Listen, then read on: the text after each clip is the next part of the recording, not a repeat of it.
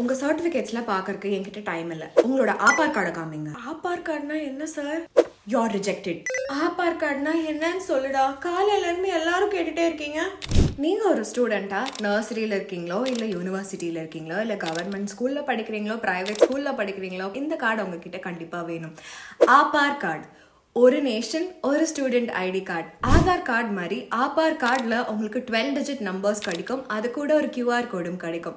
இதை ஸ்கேன் பண்ணிங்கன்னா உங்களோட கம்ப்ளீட் எஜுகேஷன் ஹிஸ்ட்ரியை பார்க்க முடியும். எத்தனை ஸ்கூல் போயிருக்கீங்க, எத்தனை காலேஜ் மாறி இருக்கீங்க, எங்கே படிச்சிருக்கீங்க, என்ன அவார்டு வந்திருக்கு, என்ன ரிவார்ட் கிடைச்சிருக்கு, என்ன சர்டிஃபிகேட் கிடைச்சிருக்கு, அகாடமிக்ஸ்லேருந்து கோ கரிக்குலர் ஆக்டிவிட்டிஸ் வரைக்கும் எல்லாம் ஒரே இடத்துல கிடைக்கும்.